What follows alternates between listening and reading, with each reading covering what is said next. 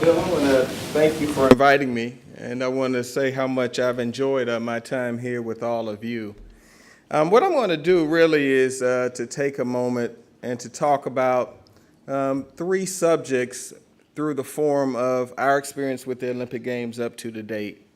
And what I want to talk about today really is leadership, connectivity, and authenticity, which are values that I have heard over the last 2 days. Our experience with the 1996 Centennial Games in the city of Atlanta really starts with a story of two individuals, a gentleman named Billy and a gentleman named Andy. So Billy Payne was a real estate lawyer in Atlanta about 20 years ago, and unfortunately had a heart attack before age 40. He had been a successful businessman, and it caused him to reflect on his life, and he decided that he wanted to do something special. Well, in 1988, the city of Atlanta had hosted the Democratic National Convention, and so that was an effort to compete for the '88 convention, and fortunately we prevailed and hosted the convention in Atlanta. Well, that created a lot of new relationships that had never existed before. And Billy Payne, who really had no experience with the Olympic Games, decided that Atlanta should compete for the Centennial Olympics. And so in the competition for the Centennial Olympics was Athens, Greece. So everyone in the city of Atlanta basically laughed at him. I mean, everybody during the process said that Athens had an absolute lock on the 100th anniversary of the Games, and really it was an entire waste of his time. But Billy was determined. And so he sought out a gentleman named Andrew Young, who had been Dr. Martin Luther King's lieutenant, an ambassador to the United Nations, a former Georgia congressman, and the mayor of the city of Atlanta. But he had a little time on his hands because he had recently left office and was a bit restless. And so the two of them on Delta Airlines, an Atlanta-based company, started flying all over the world and meeting with the more than 85 members of the selection committee for the Centennial Games. And everybody kept laughing, but they kept plodding along. Folks kept laughing and they kept plodding along. Before you knew it, because of the business community in the city of Atlanta, they had structured a deal that would pay for the Centennial Olympic Games at the cost of the private sector and leave no debt. The Centennial Olympic Games really started the shift to private funding of the Olympics. Well, in Atlanta, after not one, not two, not three, but 4 rounds, the city of Atlanta was selected. And it was selected primarily because of Ambassador's relationship with individuals that he had developed as a member of the United Nations. But the difference maker were the people of Atlanta. When the committee began to visit the city of Atlanta, it was actually the local community and, of course, the business deal that made the city of Atlanta more and more attractive. And wouldn't you know it, we won. And I tell you what, the people in Atlanta were certainly as shocked as the people in Athens, Greece. So it was an interesting day.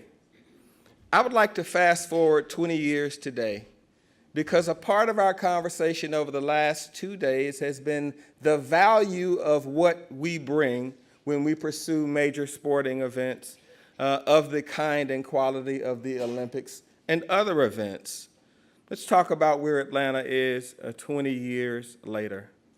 20 years later, after investing about $2.9 billion in the Centennial Olympic Games, we had the most well-attended Olympics in 1996, and we left absolutely debt-free.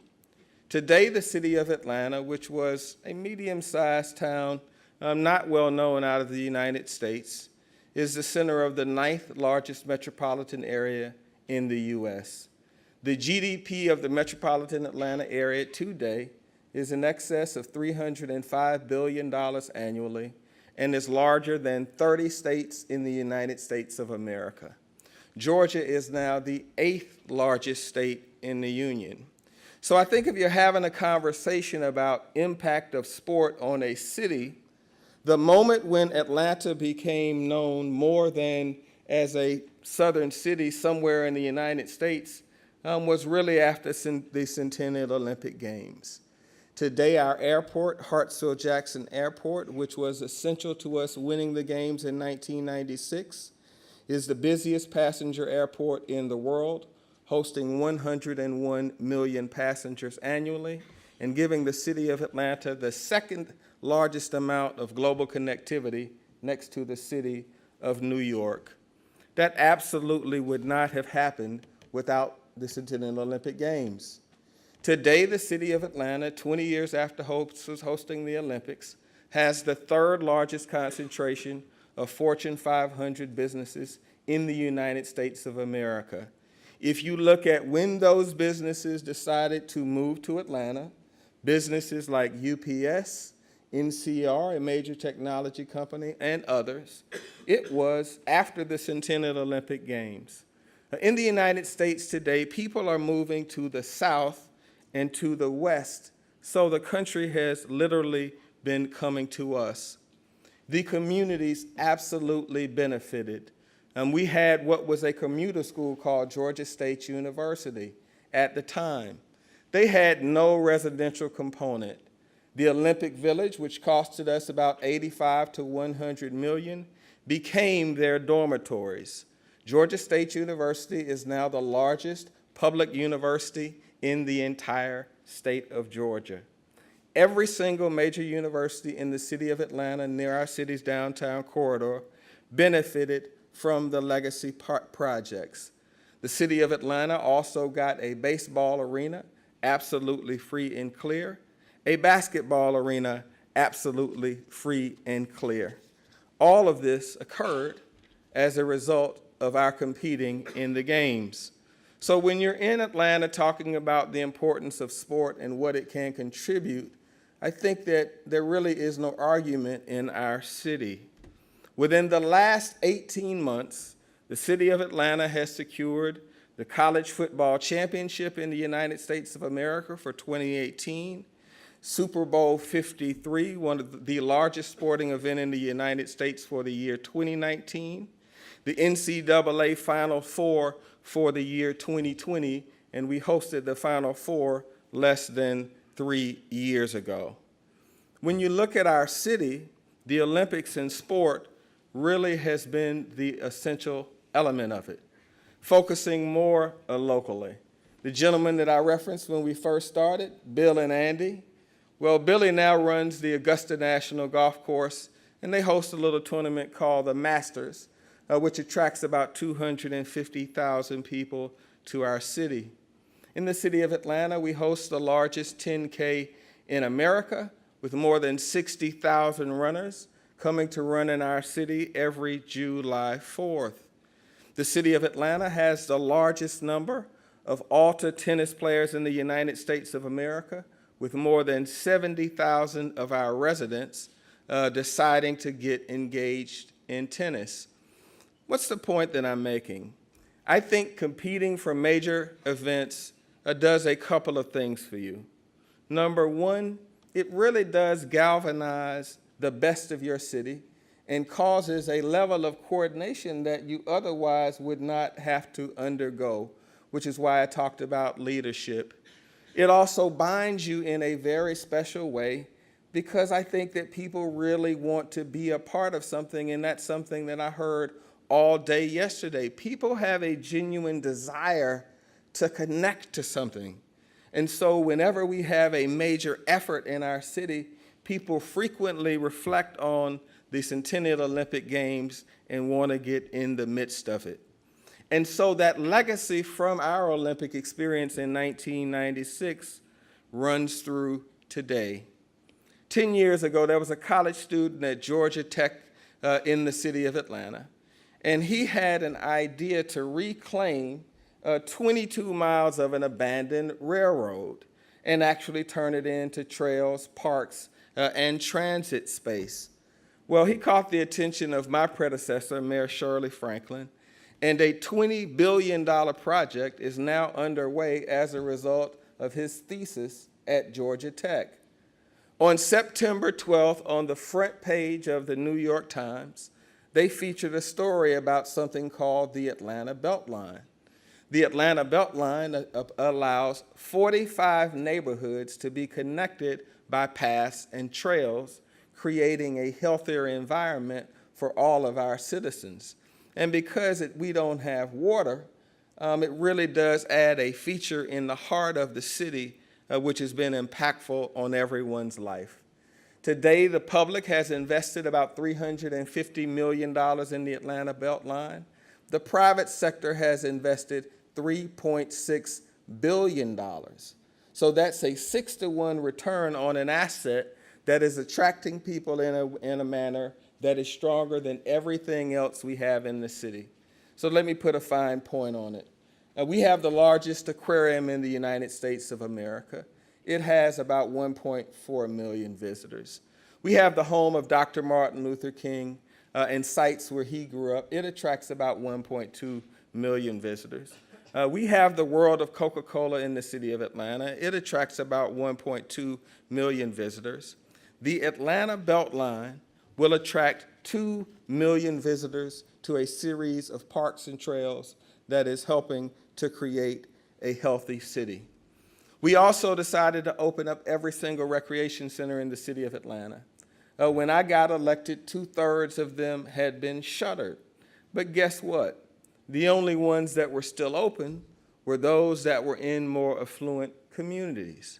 And because we're focused on equity in the city of Atlanta, we partnered with an organization called the Boys and Girls Club, opened up 33 recreation centers, and now provide 140,000 warm and healthy meals for kids who are in our most disadvantaged zip codes in the city of Atlanta.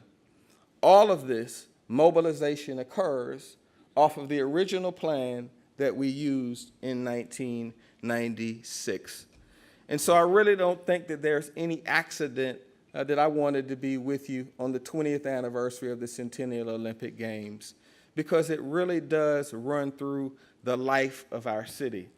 And I also have a deep passion about what we're all working on, and that is bringing sporting events of different kinds to our city and the arguments around why that works.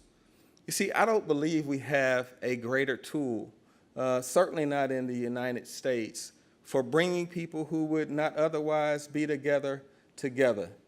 In the U.S., I don't think it's any accident that people frequently refer to President Barack Obama as the Jackie Robinson of politics. It makes the point that in the U.S., that beyond the military, sport has done more to bring our country together than almost anything else. The other point that I want to make and have a conversation about is this. I think that in the world right now, all serious people know and understand that cities are going to be the centers of action. While we have real difficulty across the world, and certainly in the U.S., and I know we'll get to that, at the national government level, cities are actually functioning better. I'll give you an example. The right track feeling in the city of Atlanta, meaning the number of people in our city who feel that it is moving in the right direction, is about 66%. If you contrast that to our federal government, it has about a 67% wrong track direction. I don't know where you're from, but I would guess that the opinion of your local leaders in your cities is much better than the opinion of leaders at the national level. And so what that means in my mind, because people are moving to cities, the kind of effort that is galvanized to attract major events to the city can be applied to issues like climate change and other important matters, such as creating smart cities and all of the rest. This is vital because it goes to issues of equity and fairness. 2 weeks ago, I was on a panel related to leading cities in the world. And there was a gentleman who had been the chief of staff for the United States Army bill. And he said something that was really impactful. He said, wherever you have disconnected communities around the world that are sectioned off or cordoned off in different parts of the city, you have a risk to the stability of that city, that state, and the country. What brings people together more than sport? What allows you to go into areas of the community that you typically don't go into more than having a conversation about sport? What that general said is that this division is leading to the kind of instability that we are seeing in Europe and increasingly in the United States. So is it taking different forms? Absolutely, it's taking different forms. But what it does do is create a compelling message for why sport is absolutely essential for creating the kind of connectivity that I had a conversation about. That's why I think what we do is so special. On yesterday when I was here, I was talking about why it's so important to make the case. Because there is such a high level of cynicism in the environment that when you're working to do something good that has powerful economic consequences that can be verified, there are frequently people who are both informed and uninformed who want to weigh in, and I appreciate transparency and broad opinions. But folks, we can't cow. We have to have our information and make sure it's accurate. I think that we need to drill down and make sure we're putting forward the best plan.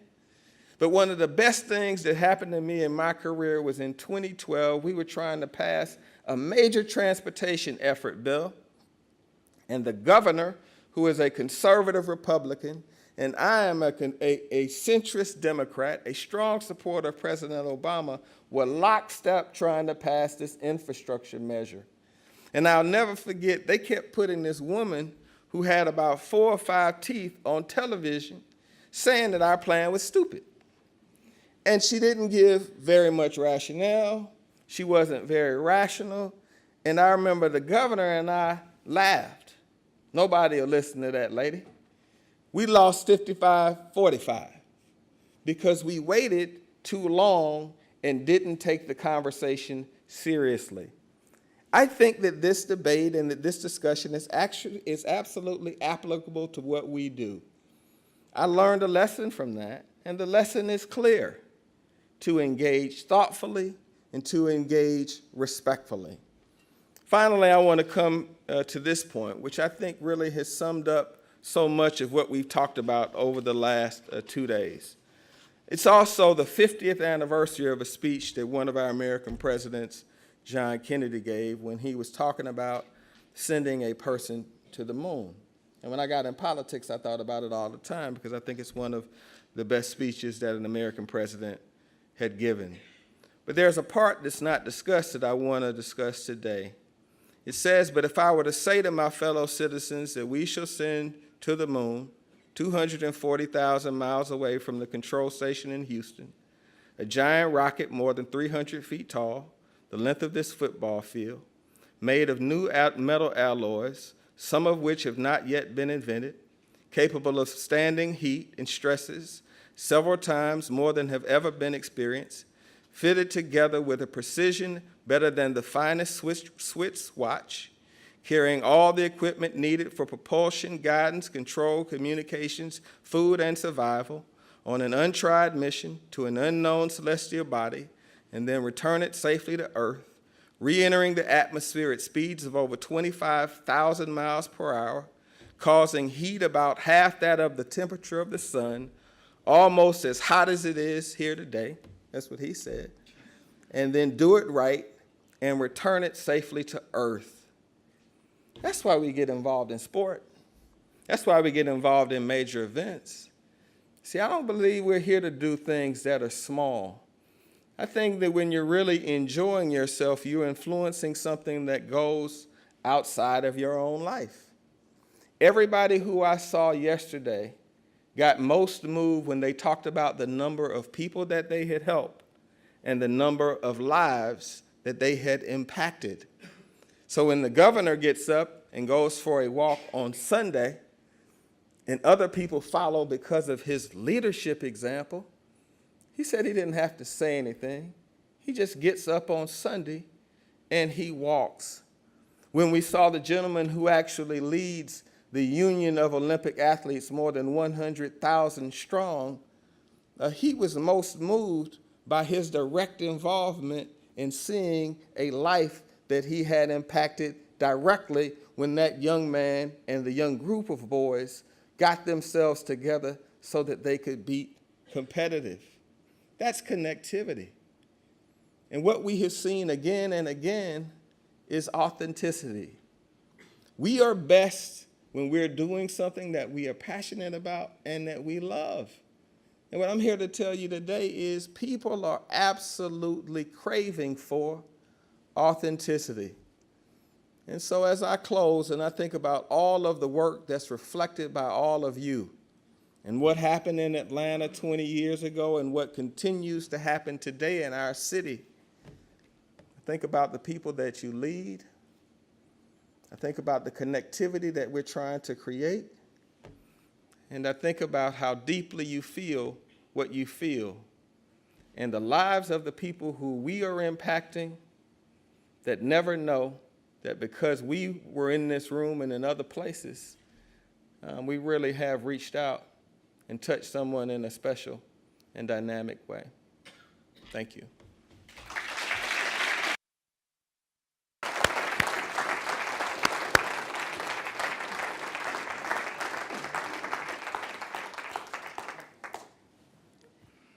Kasim, I don't think I've ever heard a more powerful and more articulate and indeed more passionate demonstration of the marriage of great sport and great cities. Thank you for that.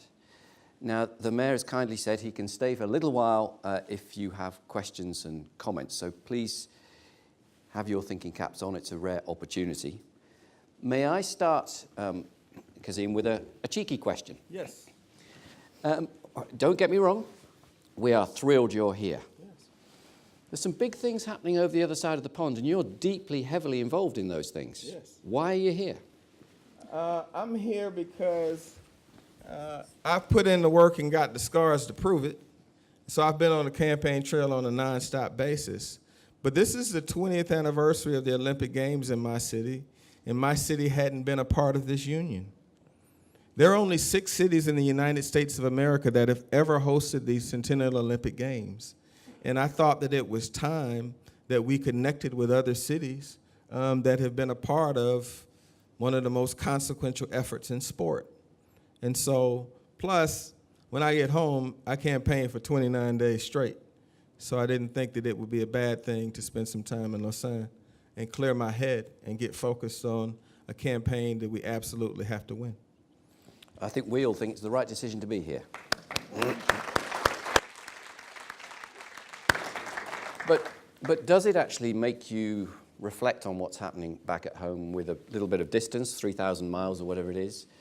Because as we said earlier, it feels like there's some kind of seismic shifts happening. Perhaps they relate to some of your comments about sport as well, where it's as if the center ground, not just in the US, but in many parts of Europe, has become disenchanted, has lost faith somehow in the system and just wants to kick the establishment and go to the extremes. Is that how it feels? I feel a little differently. I feel like sometimes the air has to be cleared. We all have relatives and we all have friends. Things build up. And so what I feel, certainly in the United States, is things build up. In our country, there is very rarely significant forward progress without a retrenchment. So, for example, when President Barack Obama won in 2008, what happened in 2010? The Democrats got wiped out during the midterm congressional elections. 2 years later, President Obama runs for re-election with 7% unemployment. No U.S. president in history had ever been re-elected with 7% unemployment. Guess what happened? President gets elected overwhelmingly. So the point that I'm making is that in the United States, we very rarely make steady and sustained progress, but when we make progress, it holds. So for example, on issues like marriage equality, that's over. We have made significant investments in ensuring 20 million people. That's over. So the point that I'm making is that we move in fits and thrusts, but we rarely lose the gains that have been made towards the broader group, and so the juice is worth the squeeze. And so now, there are folks that are frustrated with that progress, and unfortunately, they have a leader that's appealing to their basest instincts. And basically, he's making this argument. Don Trump is making the argument that if John McCain and Mitt Romney had been nastier, if they had been less elegant and less sophisticated, they would have juiced the base up enough to have won. That's his theory of the case. That's why he can abandon Republican leadership, because he believes that if he can excite the base enough that he can get a Brexit result. But the problem is that he doesn't understand that there's a response to that. And the U.S. isn't the U.K. In the Brexit vote, that vote consisted of about 84% of the white community. In the United States, that number's around 62, 63. And then that was before he just imploded on his own. So the point I'm making is I'm just trying to give you some sense of the rhythm of things in U.S. elections. That's why we'll go back and we'll beat him, and then we have to deal with returning a higher level of civility to our own race. That's why it's so important. It's important that we not just win, but that we beat him badly so that no person will choose a path like him. So that's why we're just going to run up the score. Well, we're going to be watching that. We're going to be watching that like eagles. And it does relate also to what you said about sport and its unique ability to bring communities and society together. You made one of the most powerful cases for cities hosting big sporting events, the Olympic Games and all else. I can't imagine anybody sitting there wouldn't have been won over by what you said.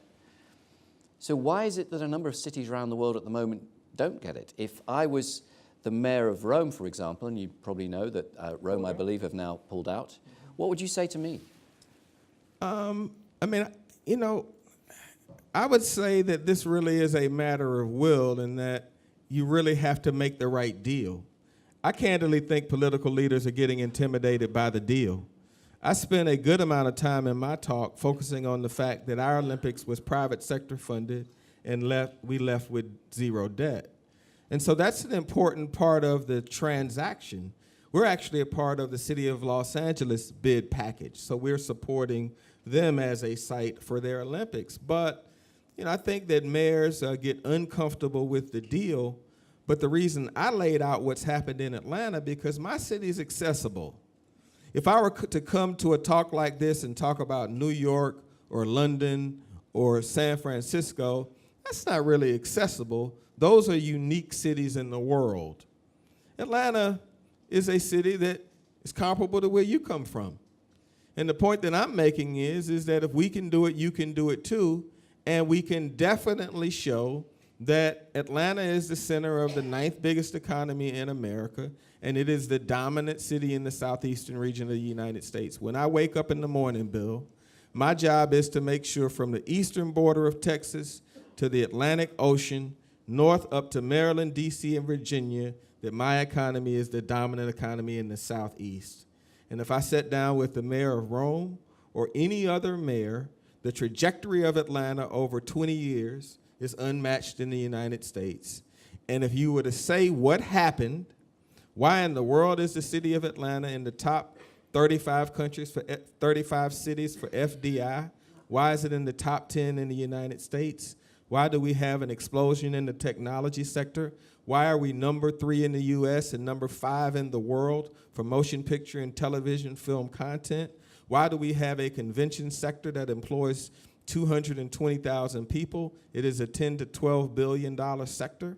If you were to ask me what happened that caused America and the world to look at the South, the world understood that people were moving south, and they made a decision about where they were going to put their capital. And when they saw the city of Atlanta handle the Olympic Games, it caused them to have confidence that caused capital to flow to the city. And that's what I would say to the mayor. And you had a raft of other statistics that you quoted earlier. You were probably there yesterday when we had a session all about measurements, and clearly you would come out with big ticks on all of that. And yet, for me, one of the most persuasive arguments you used was the intangibles. It was the sense of confidence, integration, the sense of a community coming together. That's always a challenge for sport and for cities, to measure the unmeasurable. Yeah, but that's the leader's fault, which is what I was talking about yesterday. I think that when we're having these competitions, we really have to be articulate and passionate about our side. I watch these debates all over the U.S., and when folks fail to win a significant event, and we compete for them all of the time, passion is an essential element of it. And so the reason that in the United States, the 3 events that we just won in my country are as important as anything we do in the U.S. College football championship, NCAA Final Four, and the Super Bowl, we won them all. And so we won them all because anytime we walk into a presentation, we start by saying we're one of 6 American cities that has hosted us in Olympic Games, and we have the busiest passenger airport in the world. We're within 2 miles of 75% of U.S. GDP, and we're within 2 hours of 75% of the population. So when I'm competing for something, I'm in the hunt, and you got to beat me, right? So I'm looking at somebody, and when they get to say their part, I say, have you ever hosted an Olympics? Have you ever hosted the Final Four? Have you ever hosted the Super Bowl? And when they say no, people want what these days? Stability. You don't want to take your $500, $400 million event and try it out on somebody. And so my point is, everything that we're doing in this meeting is a building. Whether it's the archery competition, it is all layered. I mean, I can't tell you how many deals we win because people want to play Augusta National Golf Course. When we're recruiting events and we tell the person, when you're done with dinner in the morning, you're going to be on Augusta National, they stop. It's over. So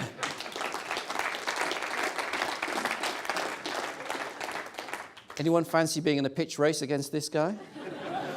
Gilbert, I think you've got a question. Can we have the microphone down here, please?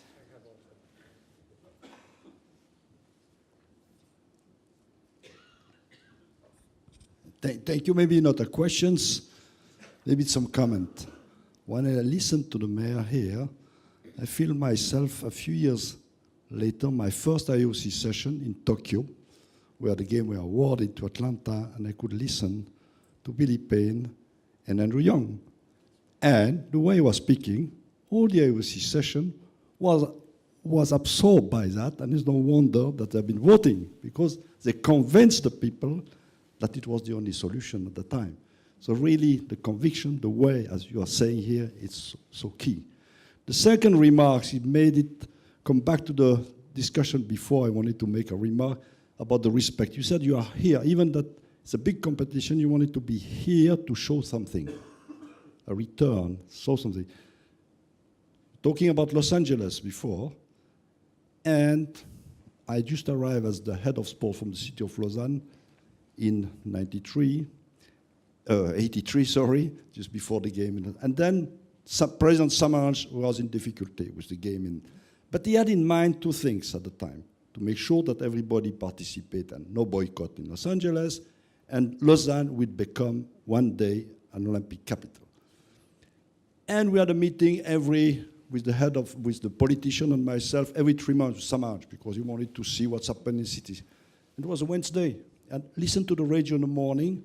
Samaranch just went in Washington to see Reagan, and tomorrow he's going to Moscow to see, I think it was Brezhnev. And we had the meeting with him in between. So with my boss, we said, okay, it's no meeting with Samaranch, it's 2 top guys in the world. So I phoned the office in VD at the time, and the secretary, yes, he's there. So we arrived there. Samaranch said to us, talk about city business and everything. And at the end, my boss said to him, yeah, but you're so busy. You're on my agenda, like the others. You are as important. In life, you have to respect things, and it's no problem. So really, the respect that you demonstrate on doing things is so important. But I think Bill, you asked the questions. Why is that when I listen to the mayor here, and I listen most of the mayor of the cities, that is so much. Every time I was twice a week to see the mayor of Rio for 2 years, and every time he was open his office, he said, thank you, the AOC, thank you, the AOC. And I said, why, you know, we had so many. Without of you, without of the game, I could not do what I do here. No way, that's what you've been saying. And he said sometimes he was talking about measurement. He was talking about all the BRT line he was developing, 170 kilometers. For the game, I need only 30. But the opportunity of the game, and some people are saying, yeah, but you spend money. He said, and how can you measure? And he was saying, ladies are taking 2.5 hours to come to work in hotels and everything from where they live, and 2.5 hours in the evening. So how, now they're going to take 1 hour. How do you measure that a mother stays 2 more hours a day with the children at home? Demonstrate that tangible and tangible. And I think what you are doing in Atlanta, continuing, and you are saying, believe on what you do, communicate, and I was happy to say that you were laughing to the lady who wants to you, because it's what's happened today.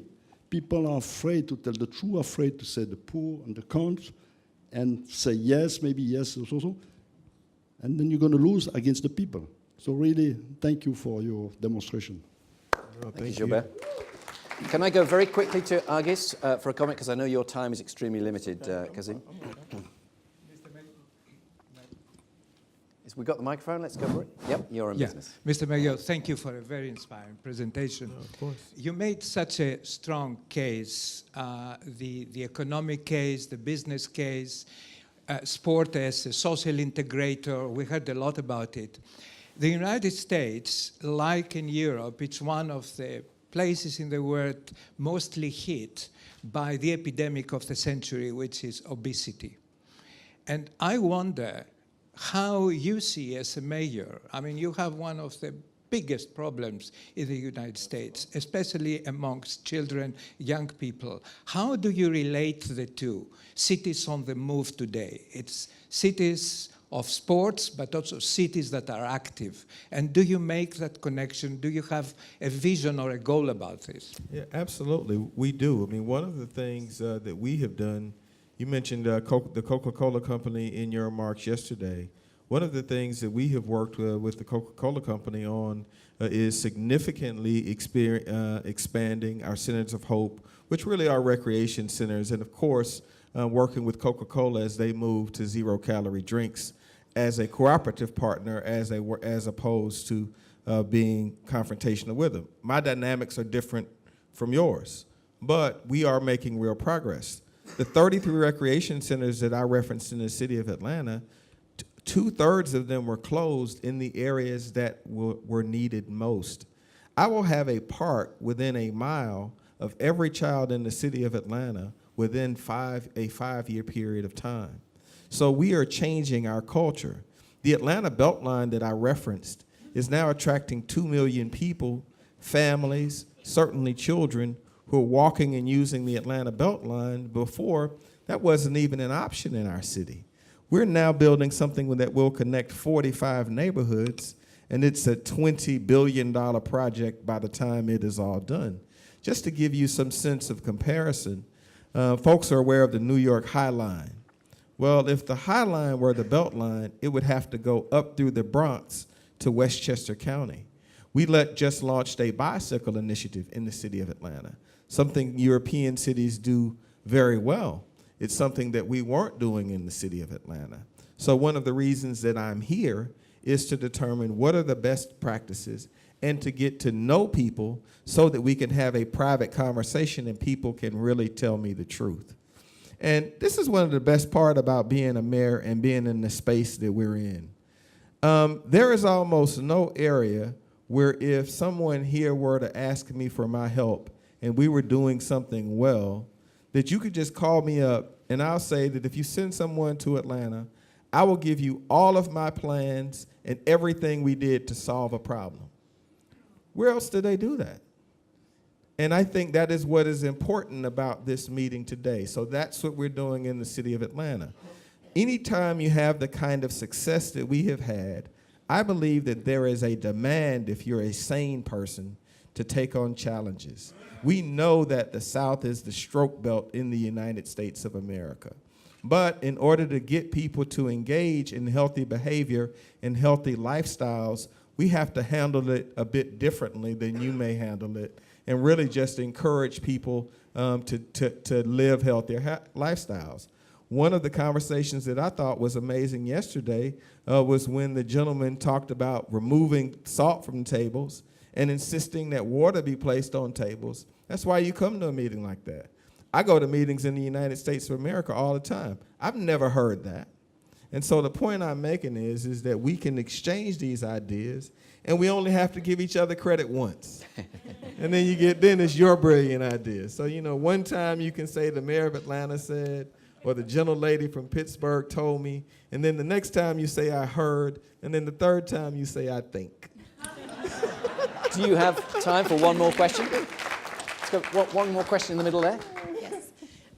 Mayor Reed, first off, I want to say thank you for your remarks. As someone from Atlanta and a child of the '96 Games, now working in sport in Switzerland, obviously there was quite an impact on my life with hosting the Games in Atlanta.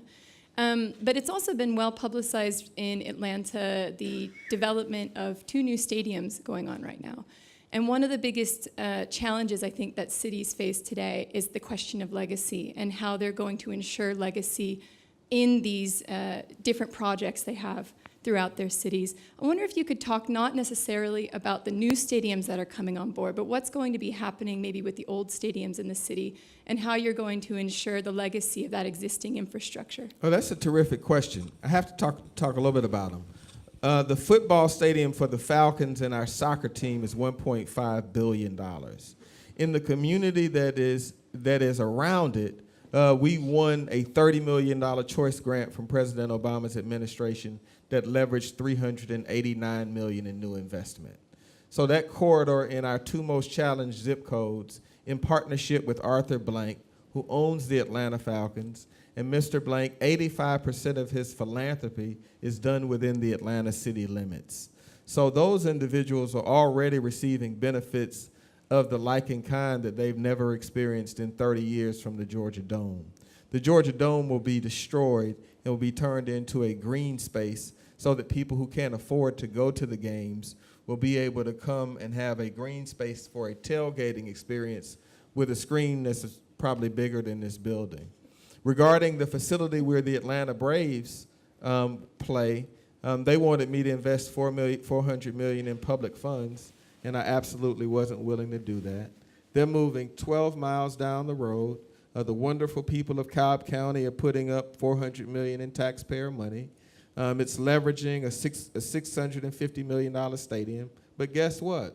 When they left, Georgia State and Carter Real Estate is developing a $350 million mixed-use development, and we're actually going to give that neighborhood back to the people of those 5 neighborhoods that have been interrupted for 20 years. So it's $350 million. The city is being paid $30 million, and I believe that having a university as the primary tenant is more inspirational to the people of Peoplestown and the neighborhoods that surround it than a bunch of parking lots for a baseball field. Finally, I'll say this. The Mercedes-Benz Stadium was important to me because it allowed us to win a soccer franchise. So we won the 22nd soccer franchise.